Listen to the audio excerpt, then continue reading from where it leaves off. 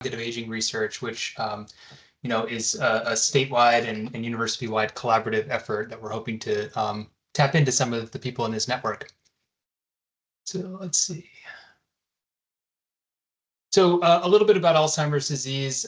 It's a progressive neurodegenerative disease that's primarily affecting older adults. So you can see in this slide here that the projected number of people with Alzheimer's disease is projected to rise substantially over the next several decades, with the biggest increase occurring in those over the age of 85. So predominantly Alzheimer's disease is an age-related disease. We know that it affects women and Black adults twice as much as other adults, and Hispanic adults as well. But fortunately, recent evidence suggests that up to 45% of Alzheimer's and other forms of dementia are potentially preventable by addressing what are known as modifiable risk factors. AD is a big problem in Delaware in particular. Delaware is consistently among one of the fastest growing older adult populations in the country. And we currently have about 22,000 Delawareans living with Alzheimer's disease. And the Alzheimer's Association estimates that we have about 18 geriatricians practicing in the state of Delaware. So the ratio of people living with this disease to the number of care providers is relatively low. So that creates a big challenge for caring with individuals with Alzheimer's disease, as well as economic burden. Traditionally, Alzheimer's research occurs within large medical research centers, often associated with medical schools, at places known as Alzheimer's Disease Research Centers, or ADRCs. These are often funded by large grants from the National Institutes of Health. This map here depicts where ADRCs are currently located within the United States.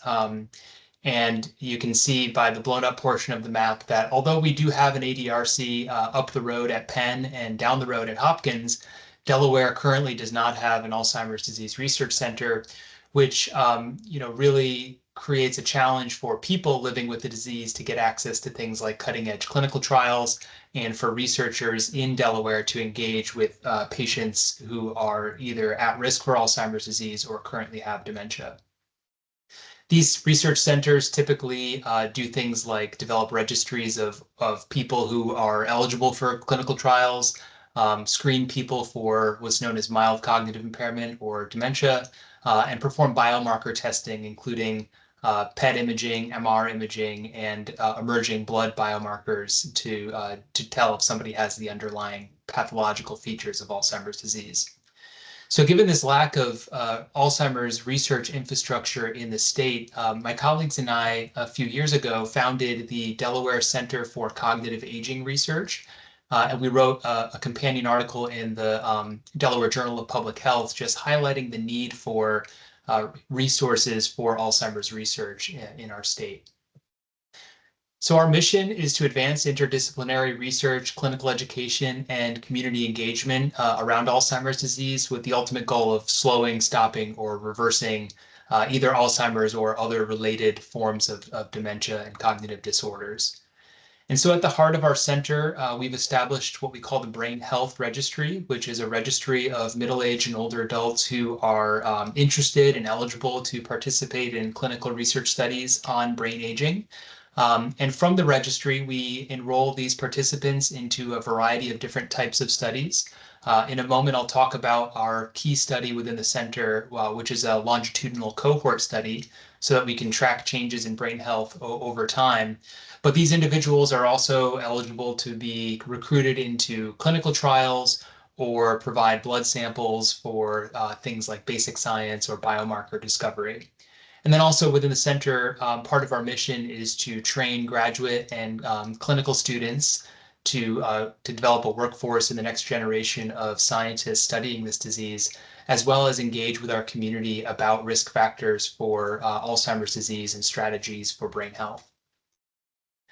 So really, we aim to be a translational research center, and we are engaging with faculty at the university and also within the state on areas of basic discovery, clinical translational research, and implementation studies. So just to kind of give you a picture of what this looks like, We've been working now for the past couple of years with a faculty member, Jihao Zhuang, in chemistry and biochemistry at the University of Delaware, who's really interested in studying novel blood-based biomarkers to predict the early decline in cognitive status. My lab and others are very interested in the clinical translation, both of biomarkers using blood or neuroimaging, but also clinical trials to try to improve brain health in older adults with cognitive impairment.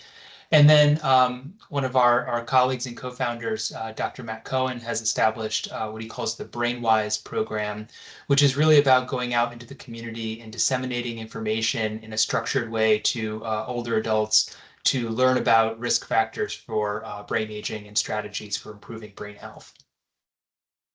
We know now that although the first noticeable symptoms of Alzheimer's and other forms of dementia are cognitive declines, that there are actually things that are happening within our brain decades prior to the onset of these cognitive symptoms. We call these biomarkers, and we now have the ability to detect things like the Alzheimer's pathology, such as plaques comprised of amyloid or neurofibrillary tangles made of the tau protein.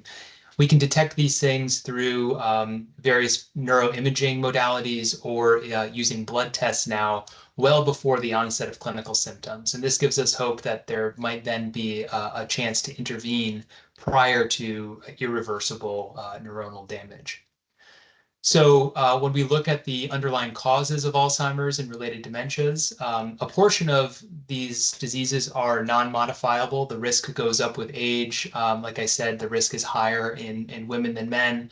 But for the most part, we know that almost half of the risk for Alzheimer's disease is related to modifiable lifestyle factors, things like hypertension or smoking or blood glucose control. And so if we can modify these things early enough in the trajectory and identify biomarkers that predict one's risk of decline, we might be able to intervene much sooner and have more success. And so to address this, the center founded about a year ago the Delaware Longitudinal Study for Alzheimer's Prevention, or DELSAP study.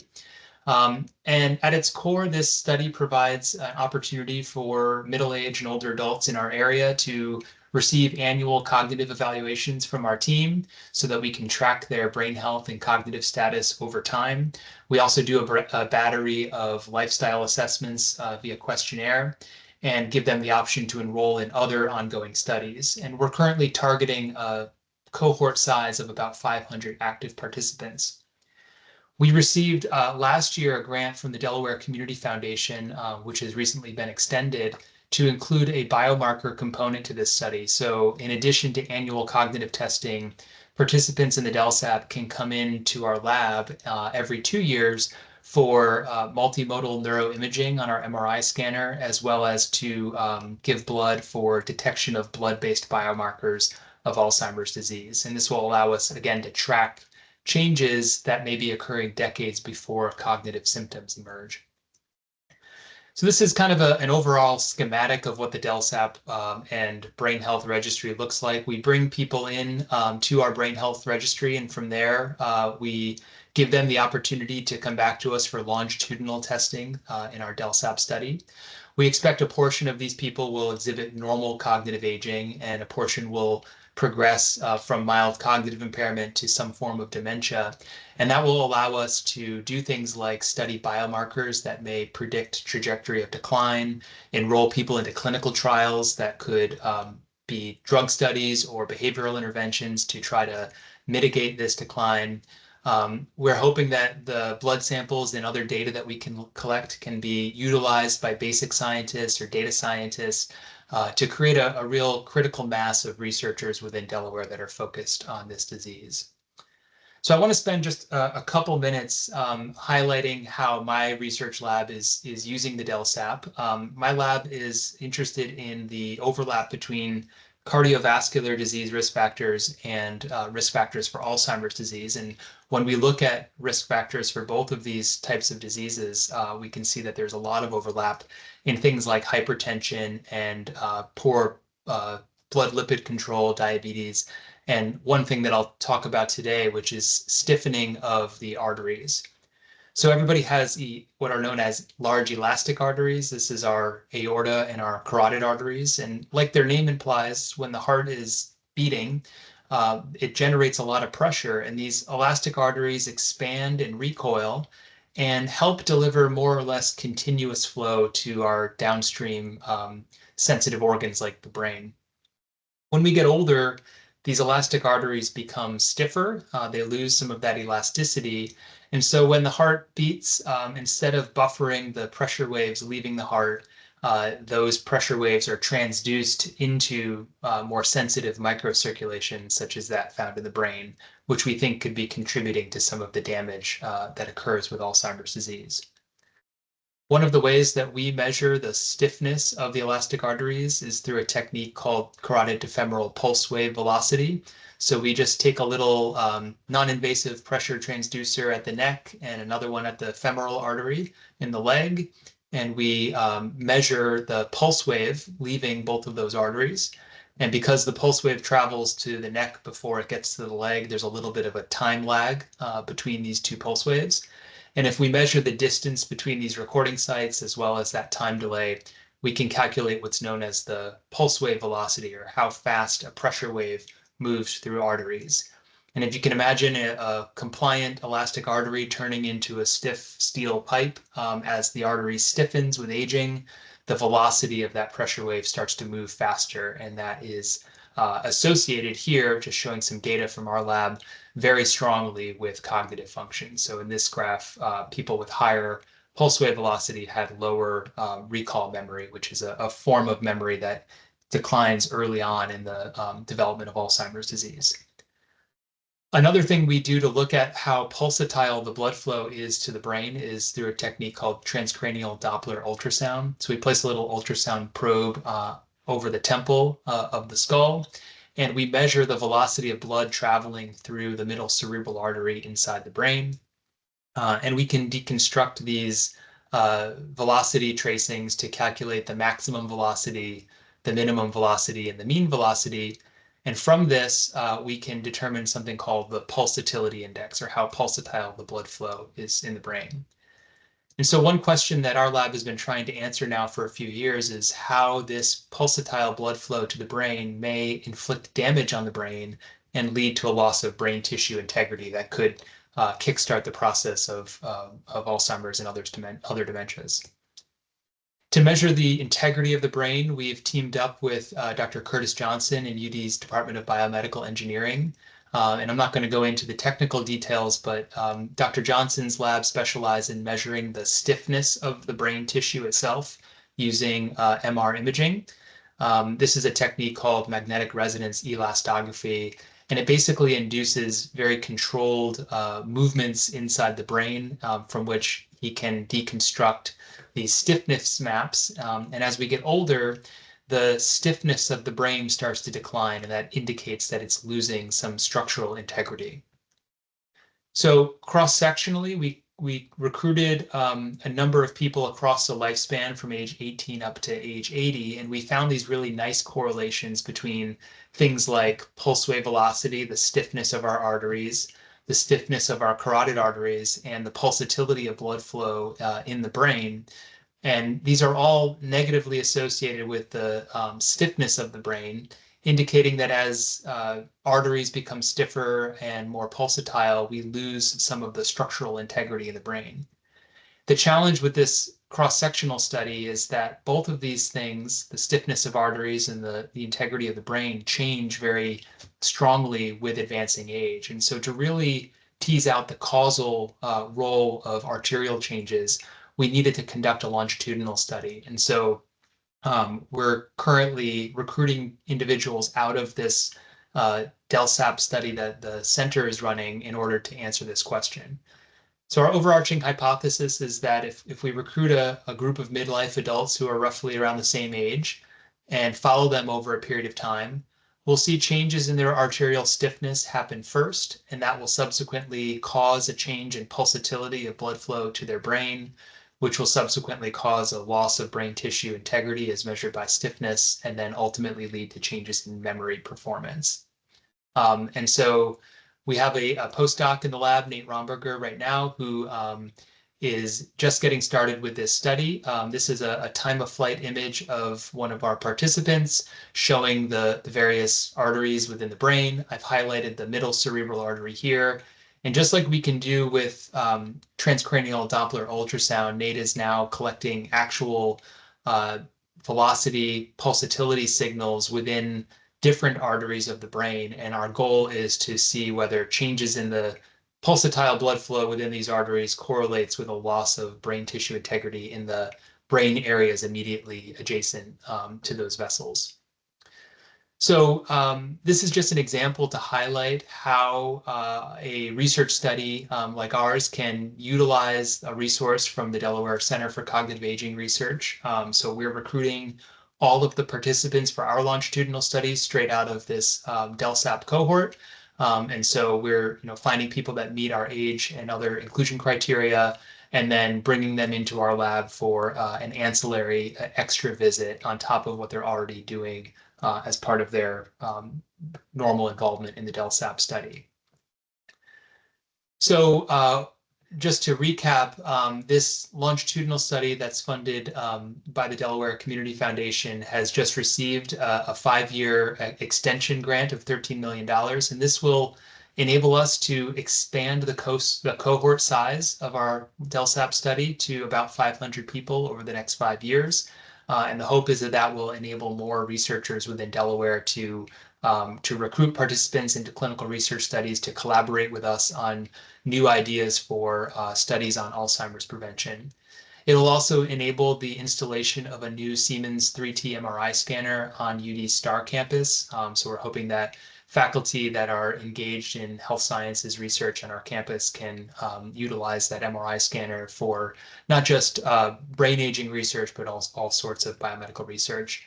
And then this new grant will fund several innovative research projects focused on early biomarkers of Alzheimer's disease, including neuroimaging, blood biomarkers, and even using things like speech patterns in older adults to predict cognitive decline.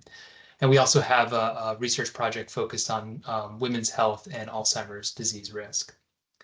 So if you're interested in connecting with us or with the center, we have our website, which is at the bottom of this slide. We have several resources available to researchers interested in doing this type of work. I mentioned our brain health registry, which exists for recruitment into various clinical research studies. We can also provide support or consultation for neurocognitive assessments. We have many labs here at the university that have an interest in Alzheimer's research, but don't have the training and expertise to implement cognitive testing into their studies, and so we can help with that. We can provide consultation and resources for neuroimaging analysis, biomarker testing, or even discovery of novel biomarkers. And then we're very actively involved in community engagement and outreach. Our grand vision for the center really is to take what we have now and develop a statewide consortium around Alzheimer's research that extends just beyond the University of Delaware. We have active ongoing collaborations with the Swank Center at Christiana Care, and we're already initiating conversations with other health systems across the state as well. I mentioned the installation of the new MRI scanner on the Star campus, which we're hoping will facilitate more of this type of research.